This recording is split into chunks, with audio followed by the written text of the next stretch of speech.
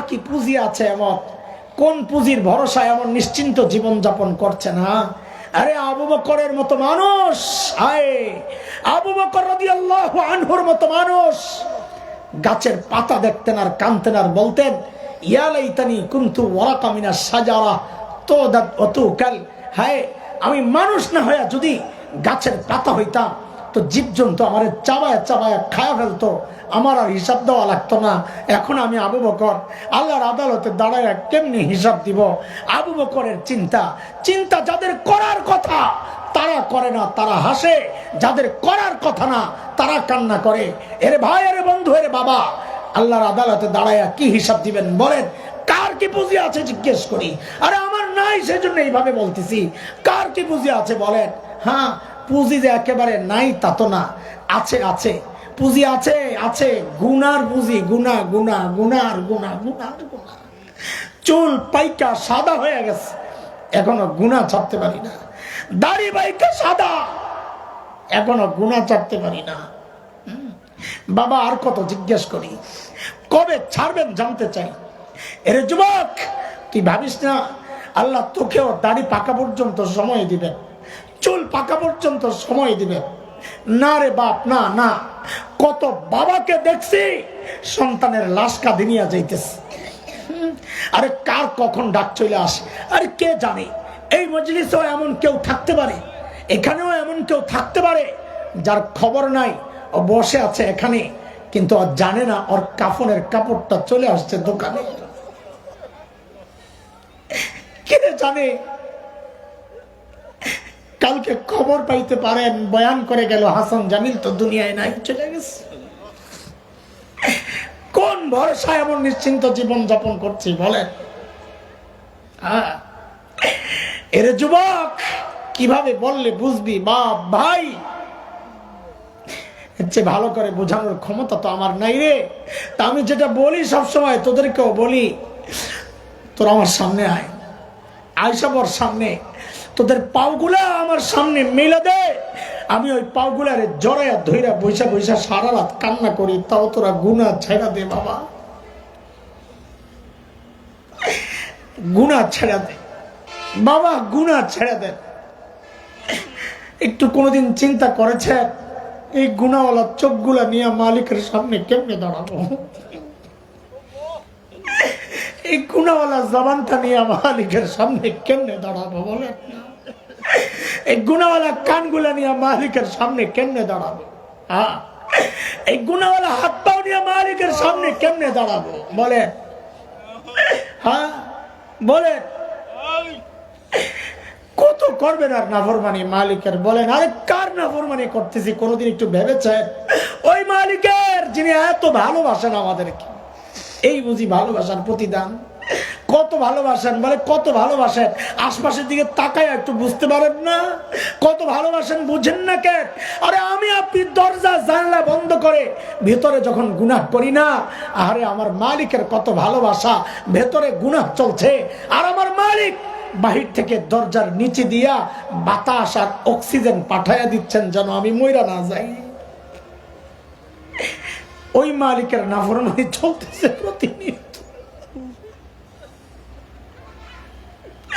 কবে ছাড়বেন জিজ্ঞেস করি বলেন? কবে আপনি মালিকের হবেন বলেন?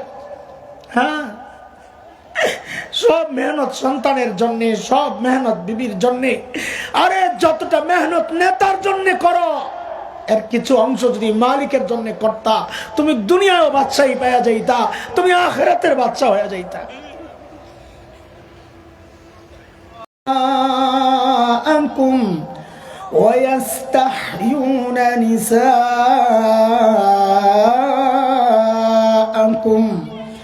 وفي ذلكم بلاء من ربكم عظيم।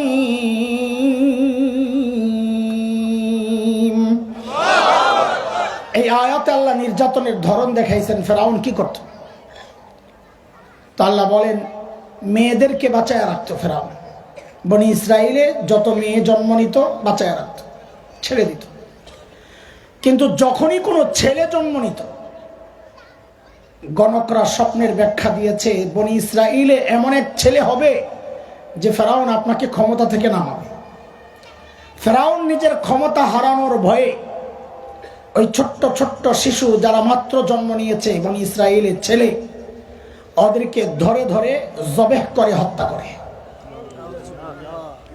আমাকে একটু বলেন তো, এই ছোট্ট বাচ্চা মাত্র জন্ম নেওয়া, যার শরীরের হাড্ডিগুলো এখনো গোশতের মতো নরম, আচ্ছা এই ছোট্ট বাচ্চার পক্ষে ফেরাউনের মতো এত শক্তিশালী বাচ্চাকে ক্ষমতা থেকে নামানো সম্ভব ছিল? বলেন। তাইলে ফেরাউনের ছোট্ট বাচ্চাকে এত ভয় পেত কেন? কারণটা কি? বলে এটা আল্লাহ তাআলার দুনিয়া পরিচালনার একটা সিস্টেম। কেউ যখন হক হয়, সে যত দুর্বল হোক না কেন, কেউ যখন বাতিল হয়, সে যত শক্তিশালী হোক না কেন, আল্লাহর সিস্টেম এটা, আল্লাহ ওই দুর্বল হকের ভয় ওই শক্তিশালী বাতিলের কলিজায় ঢুকাইয়া দেন। এর এক জ্বলন্ত প্রমাণ হচ্ছে বাংলাদেশের আলেম ওলামা। কি আছে? আরে শেখুল ইসলাম আল্লামা আহমদ শফি নওয়ারাল্লাহু মারকাদা জীবনের শেষ সময়টা যখন পার করছিলেন, মানুষটা হুইল চেয়ারের মধ্যে সোজা হয়ে বসে থাকতে পারতেন না, কাত হয়ে যেতেন। মুজাহিদে মিল্লাত আল্লামা হাফেজ জুনায়েদ বাবনগরী নওয়ারাল্লাহু মারকাদা, মানুষটা সোজা হয়ে দাঁড়ায়া থাকতে পারতেন না, পা কাজ করত না। অথচ আমরা কি দেখেছি? শুধু বাংলাদেশ না, এই দুর্বল মানুষগুলোর ভয়ে সারা দুনিয়া থাকতো অস্থির, কখন কোনটা ঘটায়া দেয়। এত ভয় কিসের? কারণ হচ্ছে মানুষগুলো দুর্বল হলে কি হবে, যেহেতু হক ছিলেন, আল্লাহ এই দুর্বল হকের ভয় শক্তিশালী বাতিল আর তাগুতের কলিজায় ঢুকাইয়া দিয়েছেন।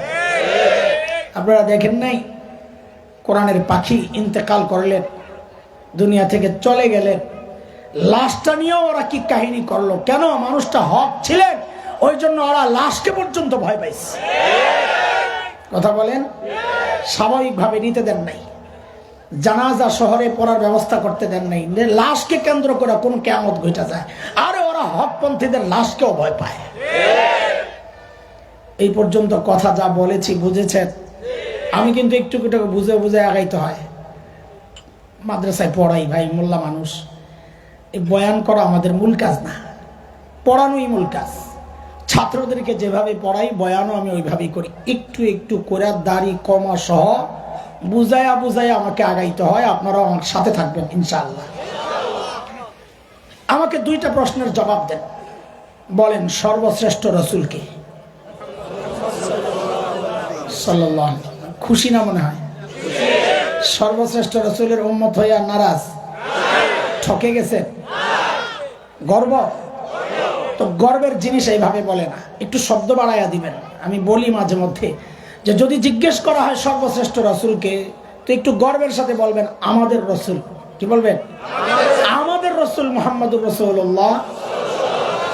আপনি খেয়াল করে দেখেন, ওই আমাদের বাড়ানোর কারণেই দেখেন কথার মধ্যে অনেক বেশি তারতম্য হয়ে গেছে। আপনি চিন্তা করে দেখেন তো। এবার ঠিক করে বলেন, সর্বশ্রেষ্ঠ রসুলকে? ঢাকায় এক এমপি সাহেবের পোলা, আর বাপ এমপি, ওর যে বাপ, আবে ওই আমার চিনুসবে এমপির পোলা খালাম। একটা সামান্য এমপির পোলা যদি বাপের এই হেডম দেখায়, আপনি সর্বশ্রেষ্ঠ রসুলের উম্মত হইয়া, সর্বশ্রেষ্ঠ রসুলের উম্মত হইয়া কেন মিনমিন করে কথা বলবেন? গর্বের সাথে বলবেন সর্বশ্রেষ্ঠ রসুল কে? আচ্ছা, এখানে নাম্বার একটু কম পাইছেন, আরেকটা প্রশ্ন করি, ফুল নাম্বার অ্যান্সার করে এভারেজে পাশের ব্যবস্থা করেন। আচ্ছা বলেন তো, রোগী যদি ছোট হয়, ধরেন আমার মতো পাবলিক, গলা ব্যথা, ভাঙ্গা, এই রোগের চিকিৎসার জন্য মানুষ কই যাবে? এলাকার ডাক্তার না দেশের সবচাইতে বড় ডাক্তার? সাবাস, 100। কিন্তু রোগী যদি বড় হয়, তাও কি এলাকার ডাক্তারের কাছে যাবে না দেশের সবচাইতে বড় ডাক্তার তালাশ? কত বড় রোগী যত বড়, মানুষ ডাক্তারও তালাশ করবে। এই দুইটা প্রশ্ন যা করেছি, দুইটারে মিলাইয়া একটা ফলাফল বের করি আমরা। চলেন। যেহেতু আল্লাহ তাআলা নবীদেরকে দুনিয়ায় পাঠিয়েছেন দুনিয়ার অসুস্থ মানুষের চিকিৎসার জন্য, এই রোগ মানে শারীরিক রোগ না, আত্মার রোগ। বুঝা গেল আল্লাহ সুবহানাহু ওয়া তাআলা সর্বশ্রেষ্ঠ রাসূলকে ওই যুগেই পাঠাইছেন যেই যুগের মানুষগুলো ছিল মানব ইতিহাসের সবচাইতে জঘন্য আর খারাপ মানুষ। কেমনে বুঝলেন এটা? কারণ ডাক্তার যেহেতু সবচাইতে বড়, বুঝা গেল যাদের চিকিৎসার জন্য পাঠানো হয়েছে ওরা রোগীও ছিল সবচাইতে বড়। সেই রোগীদের যুগটাকে বলা হয় আইয়ামে জাহিলিয়া। কি বলা হয়? বর্বরতার যুগ। বর্বরতার মাত্রা কতদূর ছিল যে ওদেরকে ঠিক করতে আল্লাহ সর্বশ্রেষ্ঠ রাসূল আনলেন। ইতিহাস পড়লে দেখবেন শরীরের পশম দাঁড়ায়া যায়, মানুষ এতটা খারাপ কি করে হয়। আরে একটা একটা পয়সার জন্য মানুষ খুন করে ফেলত। মূর্তি পূজা এখন হয় কিনা? তখনও হতো। পার্থক্য কি? এখন মসজিদের মধ্যে মূর্তি রেখে পূজা করা হয়, অথচ তখন খুব কাবার ভেতরেই ছিল 360 মূর্তি। ঘরের মধ্যে আলাদা মূর্তি, মন্দিরে আলাদা, কোথাও সফরে বের হলে পকেটে করে বগলের নিচে করে আলাদা মূর্তি নিয়ে যাইতো। কেন? রাস্তায় পূজা করার জন্য যদি আবার খোদা না পাওয়া যায়, বান্দা খোদা পকেটে লয়ে করে। জন্ম নিয়ন্ত্রণ এখন হয় কি হয় না? তখনও হতো। পার্থক্য কি? এখন জন্ম নিয়ন্ত্রণ হয়, পেটের মধ্যে বাচ্চা নষ্ট করা হয় অথবা আসতে দেওয়া হয় না। আর তখন জন্ম নিয়ন্ত্রণ হতো বাচ্চা হওয়ার পর দেখতো ছেলে না মেয়ে। যদি দেখছে ছেলে রেখে দিত, আর যদি দেখছে মেয়ে, এটা ছিল বাবার জন্য সামাজিক কলঙ্ক। আমি মেয়ের বাপ, ওই কলঙ্ক থেকে বাঁচার জন্য বাবা নিজ হাতে নিজের কলিজার টুকরা মেয়েকে জীবন্ত দাফন করে দিত। কুরআন আল কারীমের সূরা যুখরুফে আসছে, সূরা নাহলে আসছে 58-59 নম্বর আয়াত। তাফসীরের কিতাব খুলে দেখেন আল্লাহ কি বলেন। আল্লাহ বলেন, ওয়া ইযা বুশিরা আহাদুহুম বিল উনসা ظل وجهه مسودا وهو كظيم يتوارى من القوم من سوء ما بشر به أيمسكه على هون أم يدسه في التراب ألا ساء ما يحكمون। এই ছিল আরবের সামাজিক অবস্থা। মানুষগুলো এতটা খারাপ কেন ছিল? কারণটা কি? আমাদের দারুল উলুম দেওবন্দের প্রায় 55 বছরের প্রিন্সিপাল মুহতামিম হাকিমুল ইসলাম কারি তৈয়ব রহমতুল্লাহ আলাইহি বলেছেন, মানুষগুলো এতটা খারাপ হওয়ার পেছনের মৌলিক কারণ ছিল দুইটা।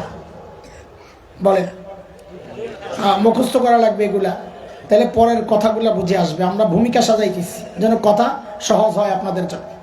মৌলিক সমস্যা, সমস্ত সমস্যার মৌলিক কারণ কয়টা? 1 নম্বর জাহালত, মূর্খতা, লেখাপড়া ছিল না। 2 চারিত্রিক অধঃপতন, চরিত্র খারাপ। দেখেন এই দুইটা সমস্যা এতটা মারাত্মক সমস্যা, এর একটাও যদি কারো মধ্যে থাকে সেও অপরাধ করে। যেমন একজন ইঞ্জিনিয়ার, সে শিক্ষিত না মূর্খ? বলেন, শিক্ষিত, লেখাপড়া করছে, অথচ আমরা কি দেখলাম গত টার্মে? সরকারের কাজের টেন্ডার পায়া ইঞ্জিনিয়ার সাহেব ব্রিজ বানাইতে যায়া রডের বদলে বাঁশ ঢুকাইয়া দিচ্ছে। না শুনেন নাই? ও জানতো না এখানে রড ঢুকাইতে হবে। কথা বলেন, জানতো না? জানতো না। জানার পরেও বাঁশ কেন ঢুকাইল? চরিত্র খারাপ। মনে রাখেন কথা, কিয়ামত পর্যন্ত এই সমাজের যত সমস্যা আসবে, সমস্ত সমস্যার পেছনের মৌলিক কারণ দেখবেন ওই দুইটাই। এক মূর্খতা, আর এক হচ্ছে চারিত্রিক সমস্যা। বলেন সমস্যা কয়টা? এই মৌলিক 2 সমস্যা ঠিক করার জন্য, মোকাবেলার জন্য, সমাধানের জন্য, সংশোধনের জন্য আল্লাহ সুবহানাহু ওয়া তাআলা সর্বশ্রেষ্ঠ রাসূলকে মৌলিক 2টা সমাধান দিয়া দুনিয়ায় পাঠাইছেন। বলেন তো সমস্যা কয়টা? সমাধান দুইটাই। বলেন আমার সাথে, বলেন এই কথাটাই আমাদের মূল পয়েন্ট। সমস্যা কয়টা? সমাধান। আল্লাহর হাবিব নবুয়ত পেয়ে ঘোষণা দিলেন, ইন্নামা বুইসতু মুআল্লিমা বুইসতু লিউতাম্মিমা মাকারিমাল আখলাক।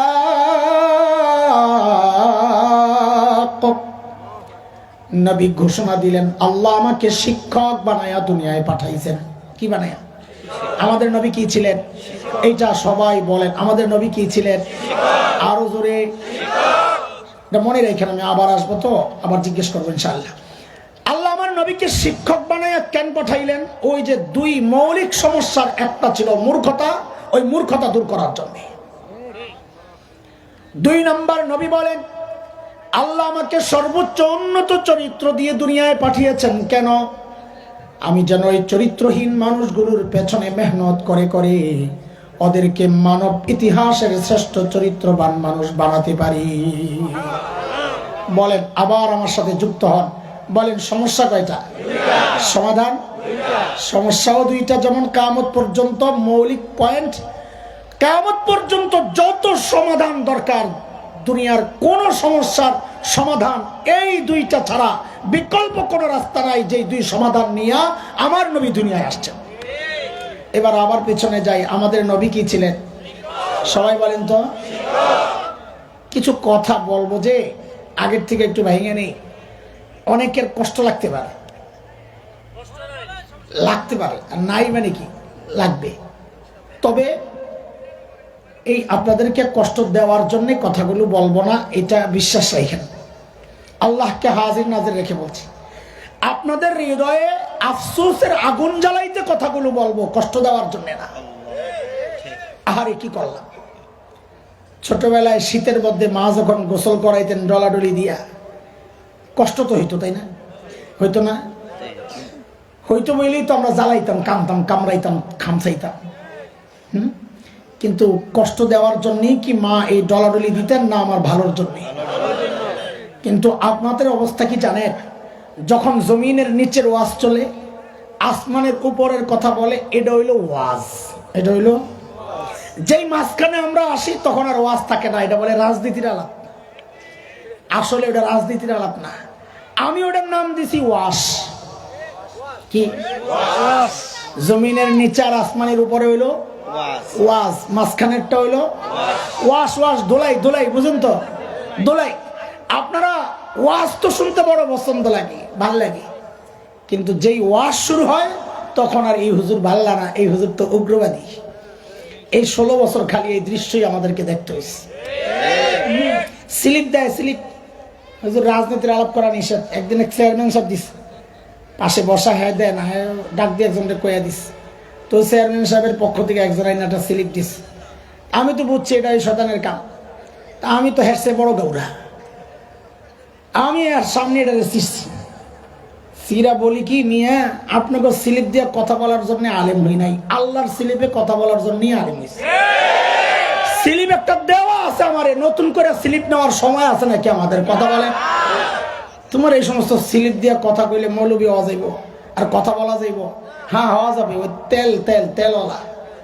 আমার কাছে ডিব্বা ডুব্বা নাই, আসবে সময় মতো, বলবো না ইনশাল্লাহ। রাখ, শুনতে থাকেন।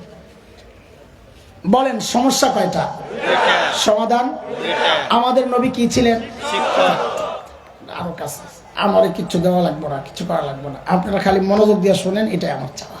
আমারে নিয়ে টেনশন করলে বিপদ আছে। দেখেন, আপনারা যারা মাদ্রাসা ওয়ালা না, এই মাহফিল কাদের? মাদ্রাসা। আপনারা যারা মাদ্রাসা ওয়ালা না, আপনাদের গর্বের অনেক উপলক্ষ আছে। আপনারা কেউ ডাক্তার, আপনার গর্ব। কেউ পিএইচডি করা ডক্টর, আপনার গর্ব। কেউ ইঞ্জিনিয়ার, আপনার গর্ব। কেউ শিল্পপতি, আপনার গর্ব। কেউ সমাজপতি, আপনার গর্ব। কেউ জনপ্রতিনিধি, আপনার গর্ব। কারো ছেলে মেয়ে ইউরোপ আমেরিকায় থাকে, আপনার গর্ব। আমাদের মৌলবীদের গর্বের এত উপলক্ষ নাই, তবে একটা উপলক্ষ আছে আমাদের। সেটা কি জানেন? আমরা যে লেখাপড়া করি, কওমি মাদ্রাসা হোক আর আলিয়া মাদ্রাসা হোক, এখানে আমি ভাগ করতে চাই না। দ্বীনি শিক্ষার সাথে যারা যুক্ত আছে, আমাদের একটা গর্বের জায়গা হচ্ছে আমরা যে লেখাপড়া করি, এই লেখাপড়ার গোড়ায় শিক্ষক হচ্ছেন মুহাম্মদুর রাসূলুল্লাহ সাল্লাল্লাহু আলাইহি ওয়াসাল্লাম। এটা আমাদের গর্ব। আমি একটা উদাহরণ দিলে আপনারা বুঝবেন, এখনো পরিষ্কার না বিষয়টা। আমরা কোরআন পড়ি আর হাদিস পড়ি, যাই পড়ি ওস্তাদের কাছে। আমার ওস্তাদ পড়েন তার ওস্তাদের কাছে, তিনি তার ওস্তাদ, শেষ যায় পাওয়া যায় মুহাম্মদুর রাসূলুল্লাহ। যেমন আমি বুখারী শরীফ পড়েছি, এখানে বুখারী পড়নেওয়ালা অনেক আছেন, ওস্তাদও থাকতে পারেন, হযরত আছেন বড় আলেম, আরো অনেক আছেন। আমিও পড়েছি আলহামদুলিল্লাহ। প্রথম হাদিস ইন্নামাল আমালু বিন্নিয়াত আল হাদিস, এই হাদিসটা আমি ঢাকার ফরিদাবাদ মাদ্রাসায় পড়েছি। আমার উস্তাদ মুহতারাম শেখুল হাদিস আল্লামা আব্দুল হাফিজ রহমতুল্লাহ আলাইহি ভারতের দেওবন্দ মাদ্রাসায় পড়েছে এই হাদিস। আমার উস্তাদ মুহতারাম শেখুল হাদিস আল্লামা নাসির খান রহমতুল্লাহ আলাইহি, আমার ওই দুই উস্তাদের উস্তাদ শেখুল আরব ওয়াল আজব হযরত হুসাইন আহমদ মাদানী নওয়ারাল্লাহু মারকাদাহ, তার উস্তাদ ছিলেন শেখুল হিন্দ মাহমুদ হাসান দেওবন্দি রহমতুল্লাহ আলাইহি, তার উস্তাদ ছিলেন ব্রিটিশ বিরোধী আন্দোলনের অন্যতম সিপাহসালার মুজাহিদ মিল্লাত দারুল দেওবন্দের অন্যতম প্রতিষ্ঠাতা কাসিমুল উলুম আল খায়রাত ইমাম কাসিম নানুতুবি রহমতুল্লাহ আলাইহি, তার উস্তাদ ছিলেন শাহ আব্দুল গনি মুজাদ্দিদ দেহলভী রহমতুল্লাহ আলাইহি, তার উস্তাদ ছিলেন শাহ মুহাম্মদ ইসহাক আদ-দেহলভী রহমতুল্লাহ আলাইহি, তার উস্তাদ ছিলেন শাহ আব্দুল আজিজ মুহাদ্দিস দেহলভী রহমতুল্লাহ আলাইহি, তার উস্তাদ ছিলেন শাহ ওয়ালিউল্লাহ মুহাদ্দিস দেহলভী রহমতুল্লাহ আলাইহি, তার উস্তাদ ছিলেন আবু তাহের আল মাদানী রহমতুল্লাহ আলাইহি, তার উস্তাদ ছিলেন ইব্রাহিম কুর্দি রহমতুল্লাহ আলাইহি, তার উস্তাদ ছিলেন আহমদ আল কুশাশি রহমতুল্লাহ আলাইহি, তার উস্তাদ ছিলেন আহমদ আশ-শান্নাবী রহমতুল্লাহ আলাইহি, তার উস্তাদ ছিলেন মুহাম্মদ আর-রমালি রহমতুল্লাহ আলাইহি, তার উস্তাদ ছিলেন জাইনুদ্দিন আল মিসরি রহমতুল্লাহ আলাইহি, তার উস্তাদ ছিলেন আহমদ ইবনে আলী আল হাজার আসকালানী রহমতুল্লাহ আলাইহি, তার উস্তাদ ছিলেন ইব্রাহিম আত-তানুখি রহমতুল্লাহ আলাইহি, তার উস্তাদ ছিলেন আবুল আব্বাস আল হাজ্জার রহমতুল্লাহ আলাইহি, তার উস্তাদ ছিলেন আবু আলী আজ-জুবাইরি রহমতুল্লাহ আলাইহি, তার উস্তাদ ছিলেন আবুল ওয়াক্ত আস-সিজি রহমতুল্লাহ আলাইহি, তার উস্তাদ ছিলেন আবুল হাসান আদ-দাউদি রহমতুল্লাহ আলাইহি, তার উস্তাদ ছিলেন আবু মুহাম্মদ আস-সারখসি রহমতুল্লাহ আলাইহি, তার উস্তাদ ছিলেন আবু আব্দুল্লাহ ফিরাবরি রহমতুল্লাহ আলাইহি, তার উস্তাদ ছিলেন মুহাম্মদ ইবনে ইসমাঈল ইমাম বুখারী রহমতুল্লাহ আলাইহি, তার উস্তাদ ছিলেন হুমায়দি রহমতুল্লাহ আলাইহি, তার উস্তাদ ছিলেন ইয়াহইয়া ইবনে সুফিয়ান ইবনে ওয়াইনা রহমতুল্লাহ আলাইহি, তার উস্তাদ ছিলেন ইয়াহইয়া ইবনে সাঈদ আল আনসারী রহমতুল্লাহ আলাইহি, তার উস্তাদ ছিলেন মুহাম্মদ ইবনে ইব্রাহিম আত-তাইমি রহমতুল্লাহ আলাইহি, তার উস্তাদ ছিলেন আলকামা ইবনে ওয়াক্কাস আল-লাইসি রহমতুল্লাহ আলাইহি, তার উস্তাদ ছিলেন উমর ইবনুল খাত্তাব রাদিয়াল্লাহু আনহু, তার উস্তাদ ছিলেন মুহাম্মদুর রাসূলুল্লাহ সাল্লাল্লাহু আলাইহি ওয়াসাল্লাম। নারে তাকবীর, নারে তাকবীর, আল্লাহু আকবার, আল কোরআনের আলো। এটা আমাদের একটা গর্বের পরিচয়। আমাদের উস্তাদ গোড়ায় মুহাম্মদুর রাসূলুল্লাহ। কিন্তু এই কথাটা বলার উদ্দেশ্য হচ্ছে আপনাদেরকে একটা প্রশ্ন করা। এই গর্বের পরিচয় দেওয়ার ঠিকাদারি মৌলবীরা আল্লাহর কাছ থেকে নিয়ে নেয় নাই যে আপনারা দিতে পারবেন না। এই গর্বের পরিচয় দেওয়ার সুযোগ আপনাদেরও ছিল, কিন্তু পারছেন না। কেন কেন পারছেন না? কারণ কুচক্রীরা যুগ যুগ ধরে আপনার আর আমার সন্তানের সামনে এমন এক সিলেবাস রেখেছে, এই সিলেবাসে লেখাপড়া করে গর্বের পরিচয় দেওয়া যায় না। গত বছর আরেকটা গর্বের পরিচয় থেকে আমার সন্তানকে বঞ্চিত করার চেষ্টা হয়েছিল। সেটা কি? আমরা কাদের সন্তান? কার সন্তান বলেন? জোরে বলেন, কার সন্তান? আরো জোরে বলেন। সাবাস, এই যে ভাই কইছে কথা। আমরা গর্ব যেহেতু করব, তো গর্বের শব্দগুলো লাগাই নিব। আগে একটা শিখাইছি, এখানেও বলবো। যদি জিজ্ঞেস করা হয় আমরা কার সন্তান, গর্বের সাথে বলবেন আমরা নবী আদমের সন্তান। আরে ভাই, এক ছেলের বাবা এমপি, নাম তার আব্দুল্লাহ, এমপি সাহেবের নাম কি? এখন ওই বাচ্চাকে যদি জিজ্ঞেস করা হয়, বাবা তুমি কার ছেলে, ও কি বলবে? আমি আব্দুল্লাহ সাহেবের ছেলে। কি বলবে? কি বলবে? কারণ ওই এমপি না বললে ও যে এত বড় কিছুটা তো বোঝা যাবে না। ওর গর্বের জায়গায় তো এমপিটা। ও এমপি বইলা যদি গর্ব প্রকাশ করতে পারে, আপনি নবীর সন্তান হয়ে কেন খালি কইবেন আদম সন্তান? বলেন আমরা কার সন্তান? বলে হঠাৎ করে এই নবী বাড়াইতেছেন কেন? কারণ হইলো এটা পাল্টা হামলা, ইট মারছে, এটা পাটকেল। মানে কি? মানে হচ্ছে মানুষ গণনার আগের সিস্টেম ছিল, নাম ছিল সিস্টেমটার আদমশুমারি। কি ছিল? হঠাৎ একদিন সকালে ঘুম থেকে উঠে শুনি যে আদম আর নাই। আদম কাইটা কি বানাইয়া দিছে? কি বানাইছে? জনশুমারি। আচ্ছা, কোনোদিন কাউকে জিজ্ঞেস করেছেন আপনারা এই ভাই আদম কেন কাটলেন? এগুলো আপনাদের মাথা ব্যথা না। আলুর দাম বাইরে গেছে এই চিন্তাই তো অস্থির, ডিমের দাম বাইরে গেছে ওই চিন্তাই তো অস্থির, গোড়া কাটা হচ্ছে এই খবর কারো নাই। কাউকে জিজ্ঞেসাও করেন না আপনারা আদম কেন কাটলেন। কোন সমস্যা? আদম কোন দিক দিয়ে খোঁচাইলো আপনাদেরকে? কারণ হচ্ছে ওদের মাথায় শয়তান ঢুকছে, ওদেরকে চিন্তায় ফালাইয়া দিছে আমরা কি আসলে আদমের সন্তান নাকি জঙ্গল থেকে পালায় আসা বান্দরের পুত। পেঁচ লেগে গেছে গা, থাক পেঁচা বেশির দরকার নেই, আদম রে কাইটা দে। ওরা আদম কাটছে, আমরা আদম রে আরো বাড়াবো। আগে বলতাম খালি আদম সন্তান, এখন বলবো আমরা নবী আদমের সন্তান। বলেন কার সন্তান? এটা আমাদের গর্ব। গর্ব। আমরা জঙ্গল থেকে আসি নাই, আমরা জান্নাত থেকে আসছি। কথা বলেন ঠিক কিনা? এগুলো আমাদের গর্ব। আমরা বানরের সন্তান না, আমরা একজন নবীর সন্তান। আল্লাহু আকবার। কিন্তু বিষয়টা না, আমাদের কষ্টের জায়গাটা বুঝাচ্ছি আপনাদেরকে। এই যে চক্রান্তগুলো হলো, আপনারা সব নিশ্চুপ। ওলামাদের প্রতিবাদের মুখে কচুকরিরা পিছু হটতে বাধ্য হইল, এরা পিছু হটতে বাধ্য হইল। কিন্তু আমাদের প্রশ্ন আপনাদের কাছে, প্রতিবাদ তো করার কথা ছিল আপনাদের। কারণ এই মোল্লা মৌলবীদের সন্তানরা এই ঘোড়ার ডিমের সিলেবাসে লেখাপড়া করে না। তারা তো কলা কলা রসুল্লাহ পড়বে ইনশাআল্লাহ। এই সিলেবাস তো পড়ে আপনার সন্তান। প্রতিবাদ তো আপনার করার কথা, আপনারা প্রতিবাদ তো করেন নাই, বরং কোন কোন পোড়া কপাল এই প্রতিবাদী আলেমের বিরুদ্ধাচরণ করেছেন। কোন কোন পোড়া কপাল এই প্রতিবাদকে রাজনৈতিক বক্তব্য আখ্যা দেওয়ার চেষ্টা করেছেন। দোস্ত, সব জায়গায় রাজনীতির গন্ধ খুঁজেন না, সব জায়গায় রাজনীতি টাইনা আইনেন না। এটা রাজনীতির ব্যাপার না, এটা আমার ইমানের ব্যাপার, এটা আমার বিশ্বাসের ব্যাপার, এটা আমার আকীদার ব্যাপার, এটা আমার চেতনার ব্যাপার। ভবিষ্যতে এমন চক্রান্ত আরো হবে, ভাব বুঝতেছি আমরা। আকাশের শকুনের আনাগোনা পরিলক্ষিত হচ্ছে।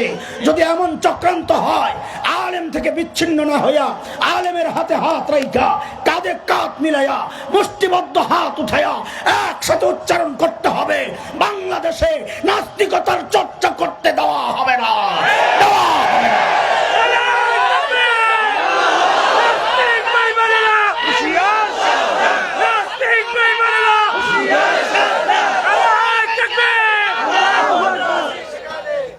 আলেমরা যেখানে, আলেমরা নাই যেখানে, আলেমদের রাস্তা আমাদের রাস্তা। বলেন আলেমদের রাস্তা আমাদের, আলেমদের বিশ্বাস আমাদের বিশ্বাস, আলেমদের আকীদা আমাদের আকীদা, আলেমদের চেতনা আমাদের চেতনা, আলেমদের ইজতিমা আমাদের ইজতিমা, আলেমদের তাবলীগ আমাদের তাবলীগ, আলেমদের কাকরাই আমাদের কাকরাই, আলেমের সরকার আমাদের সরকার। ইনশাআল্লাহ, ইনশাআল্লাহ। আর বলেন ইনশাআল্লাহ, ইনশাআল্লাহ।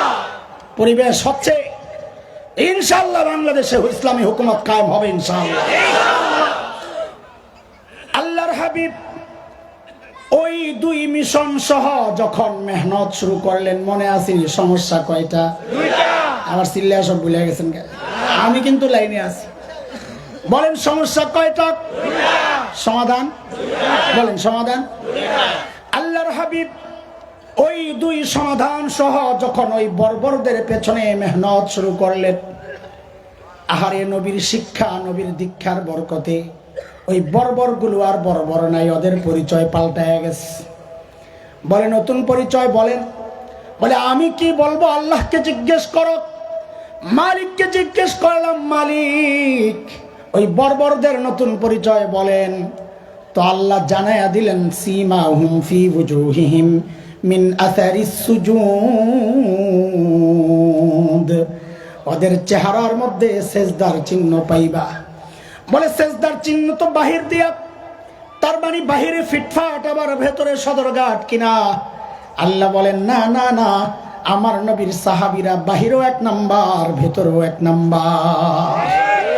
বলে ভেতরে এক নাম্বার বুঝবো কেমনে? আল্লাহ যেন বলেন তোর বুঝার দরকার কি, ওদের ভেতর ঠিক কেন? বলে তোমার ভিতর ঠিক, তুমি যে মুত্তাকি তোমার পাশের মানুষ সাক্ষী দেয় না। ওই পিশাব করে জিগায়া দেখেন, পিশাব গো বউরা পিশাবের কাছে মুরিদ হয় না। বউরা চিনি আপনারে পিশাব আইছে, বউর কাছে দাম নাই। এক পিশাব এরকম বড় পিশাব, বউ খালি খোসায়, তুমি কি পীর হইলে? আরে কপাল আমার, মানুষের পীর কত বড় বড় পীর, আমার দ্বারা আল্লাহ দিছে একটা। তো একদিন আইসে, আরে কয় কি, আরে তুমি কি করিলা? কিসে? কারে আজকে আমাকে বাসার সামনে দিয়ে দেখছে পিশাব উইরা উইরা যায়, তুই কি ঘোড়ার ডিমের পীর হইলা? তো পিশাব কয়, আরে এতদিন জানতাম যে তোর দিলটাই নষ্ট হয়েছে, আমার দিল চোখও নষ্ট। কেন? ভালো করে দেখো না এই যে আমি আসিলাম, উইরা গেছে কে? আমি। এখন বউ কি কয়, আরে এই জন্যই তো কই কিরে পাংখা একটা ভাঙ্গা কেন? স্বীকার করবো না, তাও স্বীকার করবো না। তা আল্লাহ যেন বলে, আরে তুমি যে মুত্তাকি তোমার পাশের মানুষ সাক্ষী দেয় না, আর আমার নবীর সঙ্গীরা মুত্তাকি, আমি পরীক্ষা নিয়ে দেখেছি, আমি আল্লাহ সাক্ষী দিচ্ছি ওদের দিল ঠিক আছে। সূরা হুজুরাতে আসছে, আল্লাহ বলে উলাইকাল্লাযীনা ইমতাহানাল্লাহু কুলুবাহুম লিত্তাকওয়া লাহুম মাগফিরাতুন ওয়া আজরুন আযীম। নবীকে জিজ্ঞেস করলাম, ইয়া রাসূলুল্লাহ, এই বর্বরদের নতুন পরিচয় বলেন। আল্লাহর হাবিব যেন বলে উঠলেন, এরে আমার সাহাবীদেরকে তোরা বর্বর বলিস না, ওরা আর এখন বর্বর নাই, তো নতুন পরিচয় বলেন না। তো নবী বলেন, খায়রুল কুরুনি করনি, ওরা আর বর্বর নাই, ওরা এখন মানব ইতিহাসের সর্বশ্রেষ্ঠ মানুষ হয়ে গেছে। আল্লাহু আকবার। এই পর্যন্ত বুঝছেন নি আপনারা, কিন্তু মনে নাই, তাই না? তো ঠিক আছে, যেন মনে থাকে, আমরা একটা ব্যবস্থা আছে, ব্যবস্থা করতেছি ইনশাল্লাহ। লম্বা সময় তো কথা বলা যাবে না, আপনাকে কষ্ট হয় গরমে, আসল কষ্ট তো আমার হয়, বুঝেন না? এটা তো কইতে পারি না, আপনাকে উপর দিয়ে চাপাই দিতেছি। চলেন অনেক কথারে ছোট্ট প্যাকেটের মধ্যে ঢুকাই, কথা কমবে না, জায়গা কমবে, ঠিক আছে? সময় কমাবো, কথা কমবে না ইনশাআল্লাহ। কেন? যেন আপনাদের মনে থাকে। মনে না থাকলে আমল করবেন কেমনে বলেন? এই যে আমরা কথাবার্তা বলি, আপনারা মনে রাখেন না, তো লাভটা কি? কিছু দোষ আপনাকেও আছে, কিছু দোষ আমগো আছে। আমগো দোষ কি? মাহফিল থেকে গেছে, যে শোনে নাই এমন একজনের লাগে দেখা, কিরা আজকে ওয়াজে গেছিল, কেমন ওয়াজ? দারুণ। কি বিষয় আলোচনা হয়েছে? আরে গলা একটা, মাশাআল্লাহ। আরে কি বিষয় আলোচনা হয়েছে? বাইরে একটা গজল গাইছে যে কলজেরা ঠান্ডা হয়ে গেছে। আরে কি বিষয় আলোচনা হয়েছে? জানাজি মক্কা মদিনার আজান দিছে, ও মক্কা মদিনা ফেল। আরে গাদা, কোন বিষয় হ্যান্ডেল গুলা সাজাইয়া মাইকের পয়সা দিয়া এরপরে আপনি করে বয়ান শোনানো? ইমান দুর্বল, পকেট দুর্বল, ওই জন্যে পারি না। জিম্মাদারি তো ওইটাই ছিল, তারপরেও মানুষ সম্মান করে, কিছু করে, এটা আল্লাহ শুকরিয়া আদায় করা দরকার। সেখানে গোমাইরা বসে থাকা, এটা অন্যায়, এটা অপরাধ। অন্যায়কে অন্যায় বলা শিখুন, অন্যায়কে অন্যায় মনে করা শিখুন। দলীয় কারণে, বন্ধুত্বের কারণে অন্যায়ের পক্ষ নেওয়া কোনো সুস্থ মানুষের কাজ না। এটা যেমন অপরাধ, রিয়াকশন যেটা দেখানো হয়েছে এটা আরো বেশি অপরাধ হয়ে গেছে। আমি করলাম পায়ের মধ্যে গুল্লি, তুমি করে দিলা মাথায় গুল্লি, কেমন হইল কাহিনী? আমি পায়ে গুল্লি করছি, তুমি গুল্লি করলা কই? বক্তা যদি গুল্লি করে থাকে আয়োজকদের পায়ে, আয়োজকরা পরবর্তীতে যেটা করছে এটা করা, গুল্লি করছে বক্তার, বাঁচবো।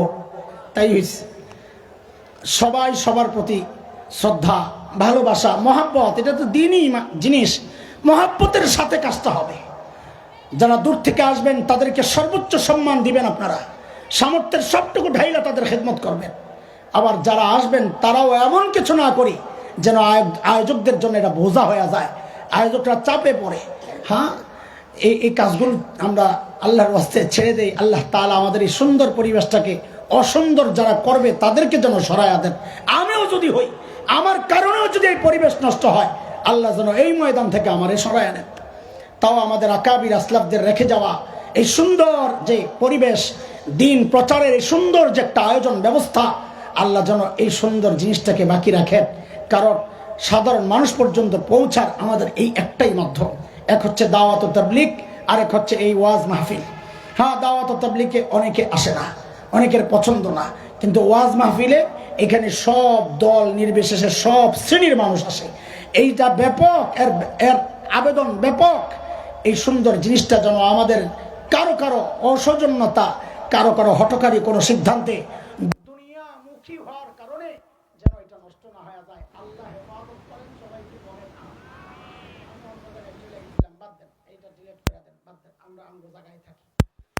দুইটা প্যাকেট বানায় দেই যেন আমাদের এই তোরা রেডি হইতেছিস না, এই যে এই কটারের কাইটটা কেমনে দিবি, ওই বক্তার ছবি দিয়ে একটা ক্রস দিবি, তাই না? কুট্টাল বাবু, খবরদার খবরদার, এই আলোচনাটা আনা যাবে না, এটা ডিলেট। ওকে, ইনশাআল্লাহ আমরা কারো ইজ্জত নষ্ট হয় এটা আমরা চাই না। আল্লাহ তাআলা সবার ইজ্জতের হেফাজত করেন, আমিন। দুঃখ বললাম, দুঃখ কষ্ট, এটা আমাদের আলোচনার বাইরে। বলতেছিলাম যেটা প্যাকেট, আজকের আলোচনা এ পর্যন্ত যা করেছি, সামনে যা করব, 6 কথার বয়ান। বলেন বলেন কয় কথা? বলা ভাই যদি পড়া না শোনাইতে পারো আমি কিন্তু মুরগি বানাই দেবো, জুয়ান জান যেগুলো আছো বুড়া করেন, আমার অভ্যাস খারাপ আছে। কয় কথা? সাহাবীদেরকে নিয়ে 3 কথা, আর আমার মতো জালিমকে নিয়ে 3 কথা। এই 2টা পোটলা বানাইয়া দিব, 2টা পোটলা খুইলা আবার ব্যাখ্যা করে দেবো, এটাই বয়ান। এই যে 6 কথা দিয়ে একটা ব্রেকেট দিলাম, দেখবেন এই 6 কথার বাইরে আর আমি যাচ্ছি না, এর ভেতরেই ঘুরতেছি। তো আপনাদের বোঝা সহজ হবে, মনে রাখা সহজ হবে, বাড়ি নেওয়া সহজ হবে, আমল করা সহজ হবে। ঠিক আছে ইনশাআল্লাহ? বলেন সাহাবীদেরকে নিয়ে কয় কথা? আমি যা বলি আমার সাথে সাথে বলবেন, জবাব দিয়েন না, আমি পড়া মুখস্থ করাই দিছি। বলেন ওরা ছিল কি? বলেন বলেন বলেন। একটু আগে হুজুর এক মাওনার ব্যাপারে বলছে, এবারে ছিল কি হইল কি বলছিলেন না হুজুর? ওই সময় চিন্তা করছি রাগেটা পাওয়া লাগবে। বলেন ওরা ছিল কি? অবাক হওয়ার মতো একটা ভাব নিয়ে বলেন হইল কি? এই ওরা মানে কারা? সাহাবায়ে কেরাম, নবীর সঙ্গীরা সাল্লাল্লাহু আলাইহি সাল্লাম। বলেন সবাই বলেন, নাইলে মুখস্থ থাকবে না। বলেন ওরা ছিল কি? অবাক হওয়ার একটা ভাব আইনা বলেন হইল কি? মাঝখানে ঢুকলো কি? আচ্ছা এবার একটু বুঝেন তো, বলতে মজা লাগবে। ওরা ছিল কি? ছিল মানব ইতিহাসের সবচেয়ে জঘন্য আর খারাপ মানুষ। বলে এই কথা আপনি বারবার কোত্থেকে বলেন? হিসাব সোজা, ডাক্তার যেহেতু সবচেয়ে বড়, বোঝা গেল যে রোগীদের চিকিৎসার জন্য আনা হয়েছে, ওই রোগীরাও ছিল সবচেয়ে বড়। তো ছিল কি? সবচেয়ে খারাপ মানুষ। হইল কি? সবচেয়ে ভালো মানুষ, দামি মানুষ। আরে আশ্চর্য, সবচেয়ে খারাপ মানুষগুলো সবচেয়ে ভালো মানুষ হয়ে গেল, এটা কি করে সম্ভব? ক্লাসের ফেল করা ছাত্র ভালো করে পরিশ্রম করলে পাশ করে, কিন্তু প্রথম হয় না। কি ওস্তাদ? ফেল করা ছাত্র ভালো করে পরিশ্রম করলে বেশির থেকে বেশি পাশ করবে, কিন্তু কি হয় না? ফার্স্ট হয় না, প্রথম হয় না। অথচ সাহাবীদের ব্যাপারে তো তাই ঘটলো। ফেল করা ছাত্র, মানব ইতিহাসের সবচেয়ে খারাপ মানুষগুলো কিসের ছোঁয়ায়, কোন কারণে সর্বশ্রেষ্ঠ হয়ে গেল? মাঝখানে ঢুকছি কি? বলে কোরআন আল কারীম। কি ঢুকছে? বলেন কি ঢুকছে? এইবার বলেন একটা আলাদা মজার ফিলিংস আসবে। বলেন ওরা ছিল কি? হইল কি? মাঝখানে ঢুকলো কি? কি ঢুকছে? কিসের ছোঁয়ায় এই পরিবর্তন? কিসের ছোঁয়ায়? এই 3 কথারে প্যাকেট কইরা ডাইন পাশের পকেটে ঢুকা, আবার বের করুম আমরা ইনশাআল্লাহ। আমাদেরকে নিয়ে কয় কথা? এবার বলেন সাহাবায়ে কেরাম যেই পাপাচার ছাড়লেন, বলার দরকার নাই, বুঝাইতেছি, বলার সময় আমি বলবো। মদ, জিনা, ডাকাতি, কাটাকাটি, জন্ম নিয়ন্ত্রণ, পূজা, কোনটা আমরা বাদ দিছি? কোনটা বাদ দিছি? বরং বেশি মাত্রায় করতেছি। কথা বলেন কি? বেশি মাত্রায় করছি। সাহাবায়ে কেরাম যেই কোরআন ধরে সর্বশ্রেষ্ঠ হয়ে গেলেন, আমরা সেই কোরআনকে ছাড়ছি। ঠিক কিনা? এটা আমাদের জন্য গর্ব না আফসোস? তো এবার আমাদের 3 কথা বলে ফেলেন মিলাইয়া মিলাইয়া। ধরলাম কি? কি ধরছি? পাপাচারকে ধরছি। তো বলেন ধরলাম কি?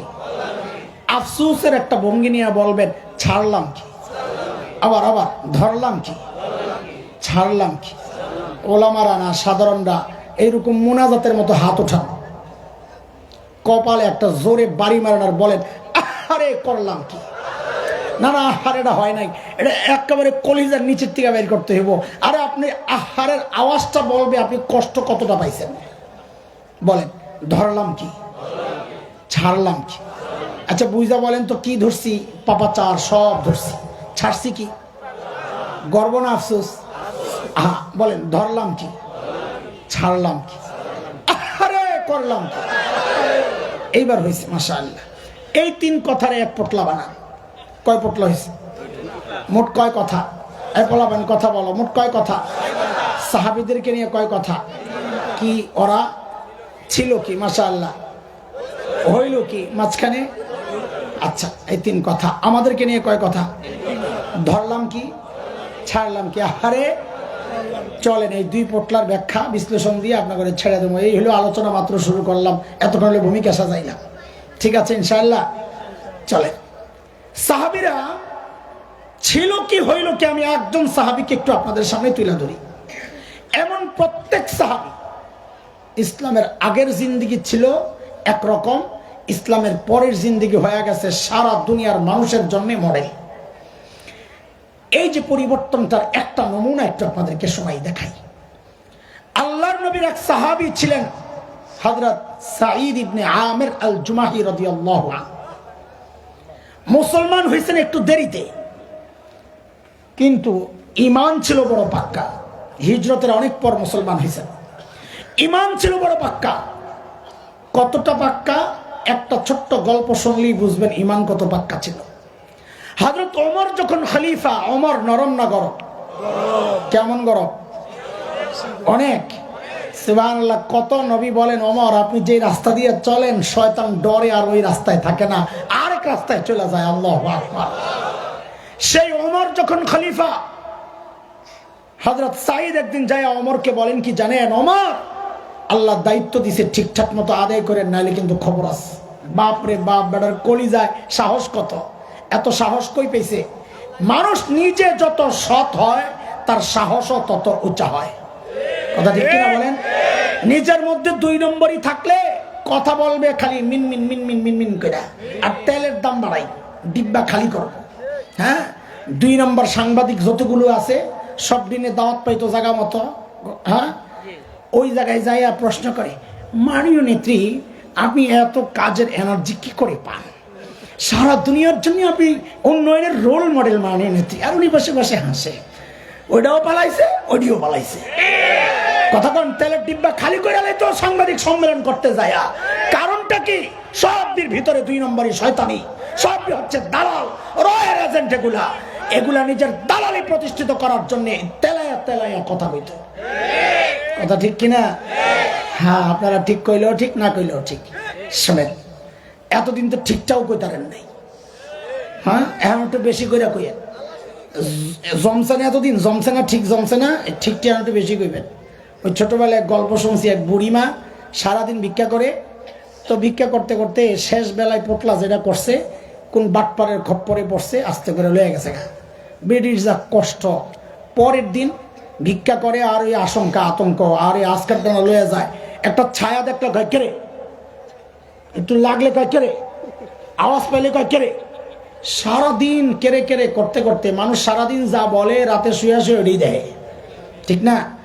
ওই যে বাসের হেল্পাররা আছে, সারাদিন খালি থাপড়ায়, রাত্রে ঘুমায়া যায় বউয়ের পিছনে থাপড়ায় আর বলে ওস্তাদ বামে প্লাস্টিক। সারাদিন এটা মুখস্থ হয়েছে যে রাতে ঘুমায়া ঘুমায় এটাই করে। এই একটু আগে এক ভাই জানাইলেন কালকে ওয়াজ শুনছে, সারা রাত বলে খালি আমারই দেয়। ও মানুষ যেটা কল্পনা করে সারা রাত ওইটাই দেয়।